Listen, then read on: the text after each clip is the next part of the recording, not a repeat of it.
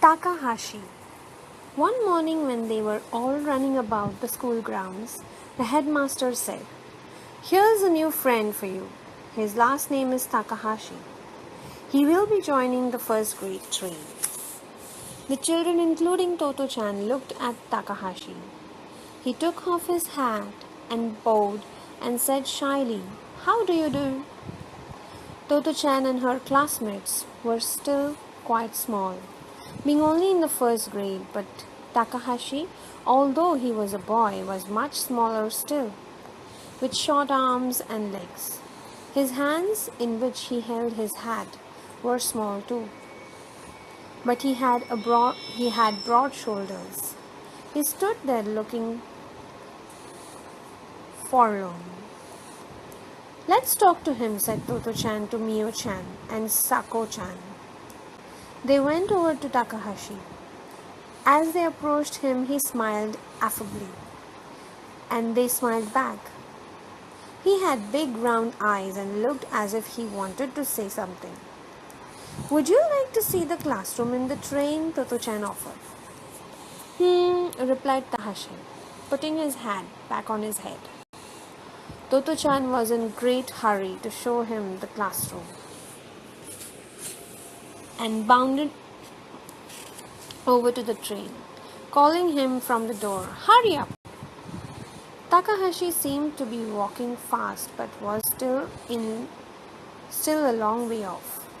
"I'm coming," he said, as he toddled along trying to run. Totto-Chan realized that while Takahashi didn't drag his leg like Yasuaki-chan, who had polio, he was taking the same amount of time to get to the train. She quietly waited for him. Takahashi was running as fast as he could, and there was no need to say, "Hurry," for he was hurrying. His legs were very short and he was bow-legged. The teachers and grown-ups knew that he had stopped growing. When he saw that Totto-Chan was watching him, he tried to hurry faster, swinging his arms, and when he got to the door, he said, "You do run fast." Then he said, I am from Osaka." "Osaka?" cried Totto-Chan excitedly. Osaka was a dream city she had ever seen.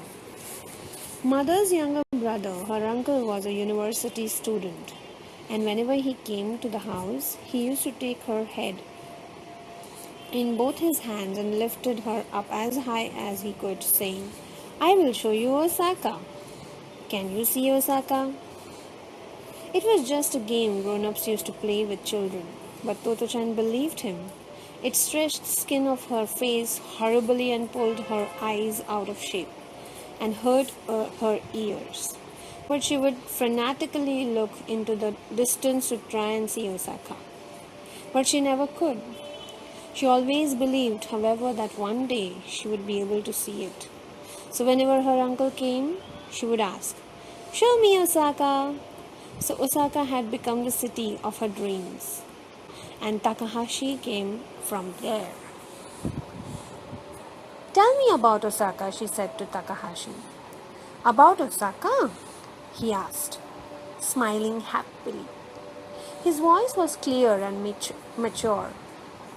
Just then the bell rang for the first class. "What a pity," said Totto-Chan. Takahashi went in the galley, swinging the little body that was almost hidden by his bag, and sat down in front row. Totto-Chan hurriedly sat down next to him. She was glad you could sit anywhere you liked. She didn't want to leave him. Thus, Takahashi became one of her friends too.